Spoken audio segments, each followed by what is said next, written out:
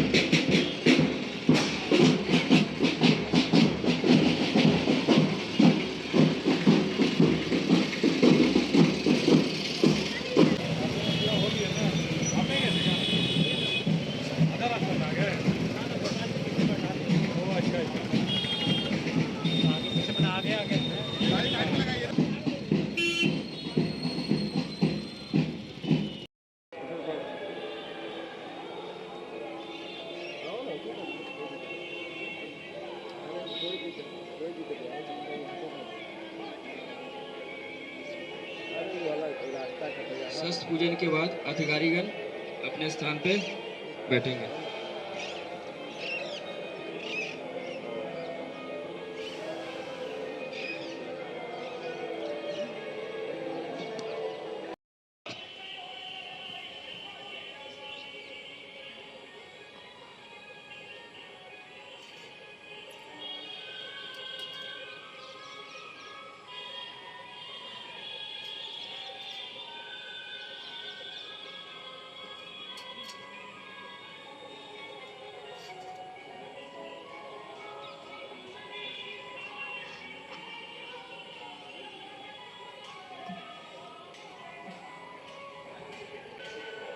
ध्वजा प्रणाम। 1 2 3 उपविश।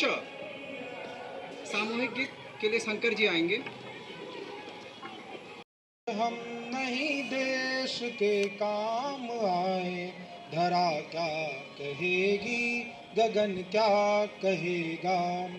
चलो श्रम करे देश अपना सवारे, चलो श्रम करे देश अपना सवारे। युगों से चढ़ी जो खुमारी उतारे, अगर वक्त पर हम नहीं जाग पाए, अगर वक्त पर हम नहीं जाग पाए। शुभा क्या कहेगी, पवन क्या कहेगा। अगर हम नहीं देश के काम आए, अगर हम नहीं देश के काम आए। धरा क्या कहेगी, गगन क्या कहेगा। मधुर गंध का अर्थ है खूब महके, पड़े संकटों की भले मार बनके। अगर हम नहीं पुष्प बन मुस्कुराए, अगर हम नहीं पुष्प बन मुस्कुराए। लता क्या कहेगी, चमन क्या कहेगा। लता क्या कहेगी, चमन क्या कहेगा। बहुत हो चुका स्वर्ग भू पर उतारे, चलो कुछ नया स्वच्छ सोचे विचारे। बहुत हो चुका स्वर्ग भू पर उतारे, चलो कुछ नया स्वच्छ सोचे विचारे। अगर हम नहीं ज्योति बन मुस्कुराए, अगर हम नहीं ज्योति बन मुस्कुराए, धरा क्या कहेगी, भुवन क्या कहेगा, धरा क्या कहेगी, भुवन क्या कहेगा। अगर हम नहीं देश के काम आए, अगर हम नहीं देश के काम आए, धरा क्या कहेगी, गगन क्या कहेगा, धरा क्या कहेगी, गगन क्या कहेगा। नहीं हारा नहीं, लेकिन ये मुगलों और ये अंग्रेजों के अधीन कैसे हो गया? किस तत्व का इसके अंदर कमी आ गया? किस विचारधारा की कमी आ गई? कहां इसका कमी उत्पन्न हो गया कि ये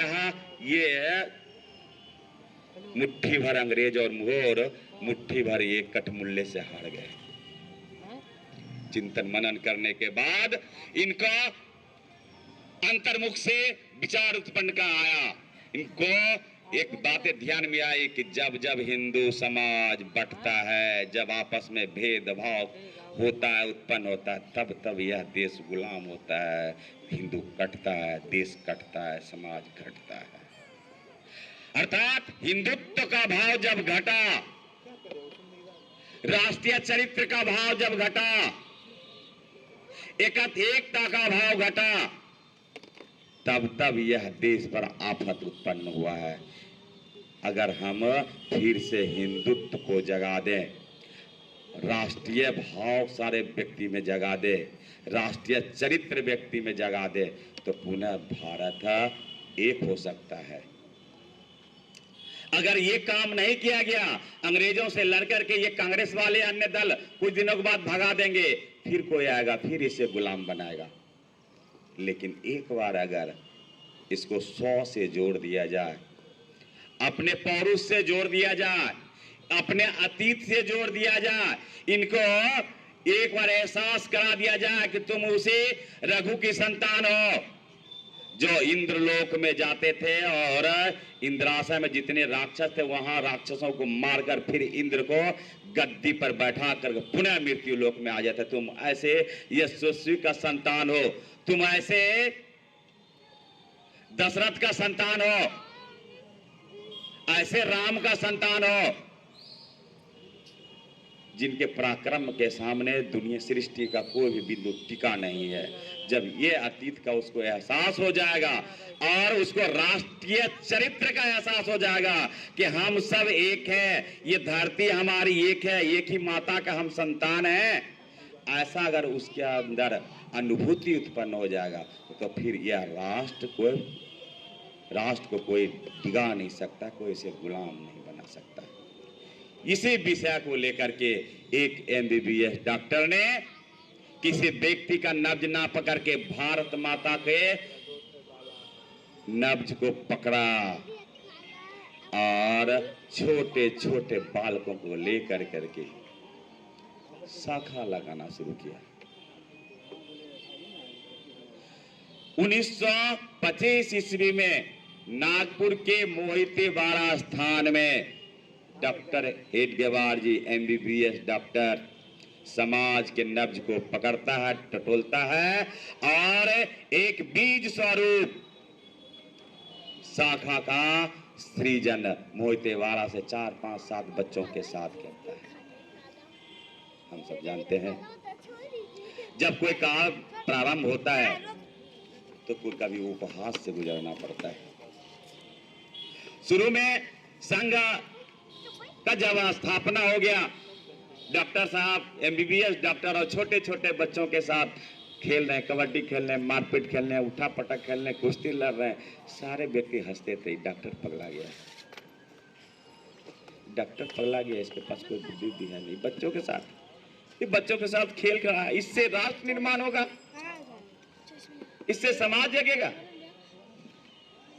और वही डॉक्टर जब 1940 में नागपुर में वर्ग लगता है और भारत के प्रत्येक प्रांत से जब वहां स्वयंसेवक उपस्थित होता है, वही परम पूज्य डॉक्टर साहब हेडगेवार अपने जीवन के अंतिम क्षण में और जीवन के अंतिम वर्गों में जब उनका बौद्धिक होता है तो बोलते हैं आज मैं भारत का लघु रूप देख रहा हूं, भारत का लघु रूप आज मेरे सामने है। वो छोटा सा छोटे छोटे बच्चों के साथ प्रारंभ किया हुआ शाखा आज लघु रूप भारत के रूप में मेरे सामने उपस्थित है। इस प्रकार 1925 से 1940 के बीच में डॉक्टर साहब ने अपने हाथों से संगठन को भारत के लघु रूप में स्थापित करके इस सृष्टि को छोड़ के चला गया। जब संघ का बल बढ़ने लगा और देश का 1947 में विभाजन हुआ, उसमें पूरे देश में 250 शाखा लगती थी। गुरुजी का उसमें द्वितीय सरसंचालक परम पूज्य गुरुजी बने। गुरुजी का निर्देश आया जो स्वयंसेवक जहां है वहीं पर हिंदुओं की रक्षा सुरक्षा का व्यवस्था करे। लाहौर में, इस्लामाबाद में, सिंध प्रांत में जितने भी स्वयंसेवक हैं वहीं पर डटे रहेंगे और अंतिम क्षण तक सांस जब तक चलती रहेगी तब तक हिंदू समाज की रक्षा सुरक्षा आपके हाथ में है। सैकड़ों स्वयंसेवक उसमें बलिदान हो गए, लेकिन लाखों हिंदुओं को बचाने में सफलता हो गए। हिंदू मां बहनों की प्रतिष्ठा आबरू को बचाने में अपने आप को सर्वस्व न्यौछावर कर दिए, अपनी आहुति दे दिया, लेकिन गुरुजी के आदेश के बिना वहां से हिला नहीं। ये निर्माण हुआ राष्ट्रीय चरित्र। एक व्यक्ति का जब राष्ट्रीय चरित्र निर्माण हो जाता है तब वह राष्ट्र के लिए ही जीता और राष्ट्र के लिए ही मरता है। संघ की जब ताकत बढ़ती है तो नेहरू जी दबाव डालते हैं कि संघ को कांग्रेस में विलय कर दिया जाए। परम पूज्य गुरुजी बोलते नहीं, संघ एक सामाजिक संस्था है, संघ का काम सांस्कृतिक उत्थान है, हम आप में विलय नहीं कर सकते, आप एक राजनीतिक संस्था है। इन केन प्रकारेण नेहरू जी संघ को किसी न किसी योजना में दोष मुक्त करने, दोषायुक्त करने के लिए, इस पर कुछ दोष लगाने के लिए ताक में रहते हैं। दुर्भाग्य से उसमें गांधी जी की हत्या हो जाती है और तुरंत बिना जांचे परखे नेहरू जी संघ का नाम उसमें घसीट कर संघ पर बैन कर दिया जाता है। संघ के स्वयंसेवकों को चुन चुन कर प्रताड़ना देना शुरू कर दिया जाता है। 1948 में कहा जाता है कि कुछ स्वयंसेवकों को जिंदा मिट्टी में गाड़ दिया गया था, जिंदा।